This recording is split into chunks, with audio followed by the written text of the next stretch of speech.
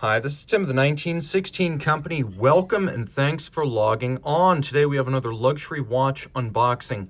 It's the Omega Speedmaster Professional Moonwatch Tintin, officially known as the Speedmaster Professional Moonwatch Racing Dial. Let's get started with this outer box, which is made of cardboard and essentially for shipment transportation, not for display purposes. Some people consider this to be part of the full box and papers. Many don't, but at a bare minimum, once we get inside this box, we are into the realm of the canonical box and paper set. This is what you expect to get on any example of this watch that's advertised as a full set. Now, taking a look, you can see that there's a little holographic detail down here, and that specifies the type of box to be used inside the package. So it should be common across all boxes, outer boxes, white boxes that feature this little holographic legend. Now, well, to get inside, you can see relative size here, not as large as the full textile black strapped Moonwatch war chest, but it is quite handsome and luxurious in detail. Now, getting inside, you can appreciate that we have this lovely lacquered Zebrano wood with a metallized Omega logo off to the side. There's a little sleeve containing a number of accessories. You can see that there is a wallet that can contain several cards depending on what is included with your watch. Now here we have the pictograms card advising the reference, the watch number, the caliber, 1861, so it's a Moonwatch caliber. You can see the holographic seal, and on the back the pictograms describing what kind of watch you are getting. So, you know, again, this card will correspond to the label on the box. Remember that little 3 that we saw? Again, the card corresponds to the box, corresponds to the Zebrano wood box included with the set.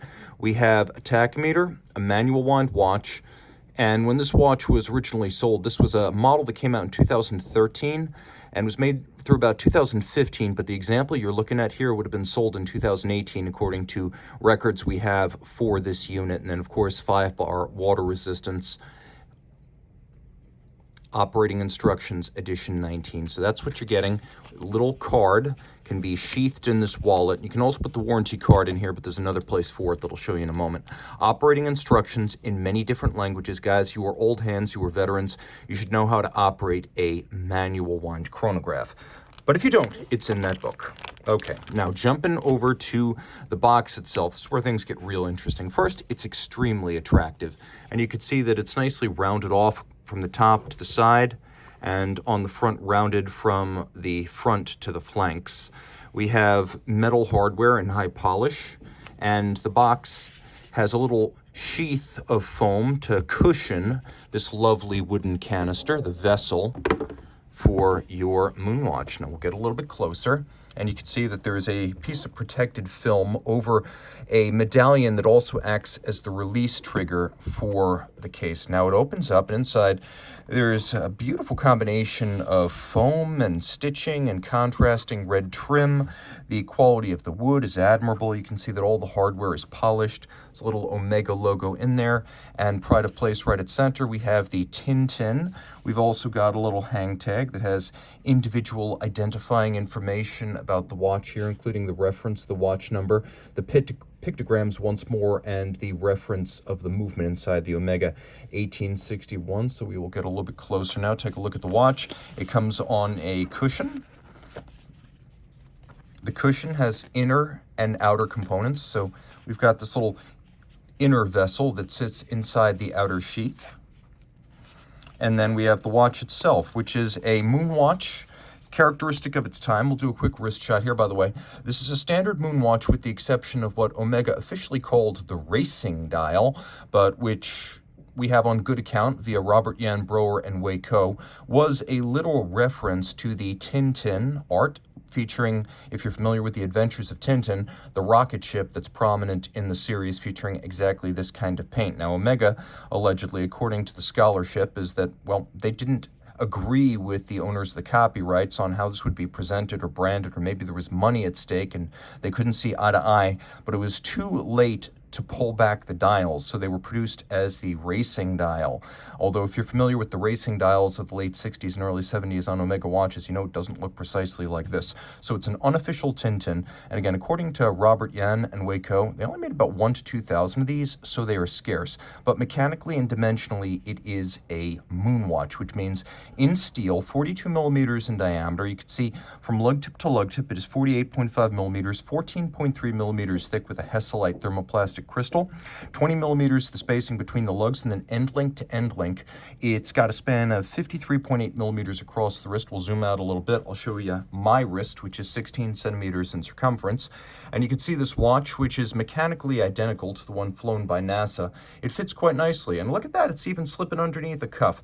Miracles never cease. This is a wonderfully versatile watch that's got a little bit more color and character, uniqueness and rarity than a standard Moonwatch. And because all Moonwatches are very similar, little distinctions like that can really set it apart. Another thing worth mentioning is if we jump to the back, you could see that the reverse, where they have the typical dedication and, well, let's call it what it is, boasting, it's actually done in a red varnish or a red lacquer fill. So you can see that it's a different color. This is usually black on the back of a standard Moonwatch.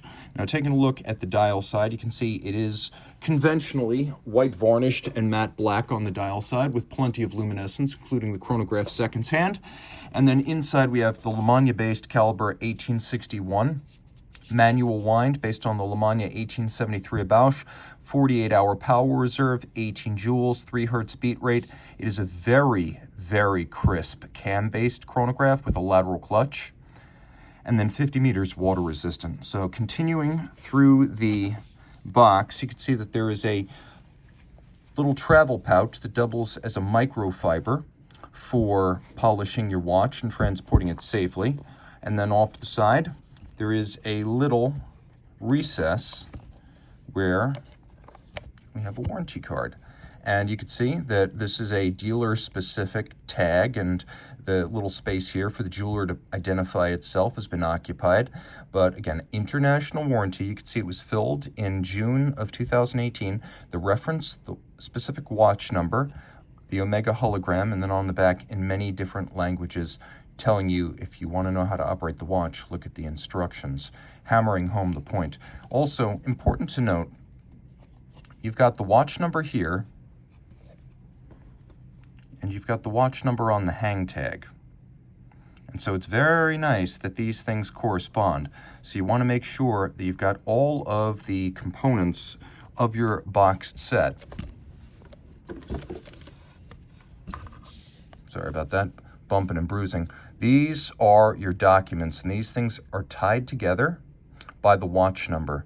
So if someone claims that you have the full boxed set when you're buying one of these pre-owned, make sure it includes all 3 of these, because they are all considered to be documentation of the watch, its originality. And of course, the final piece of unifying documentation is the watch, which will match all of this. This has been an unboxing of the Omega Speedmaster Professional Moonwatch Tintin.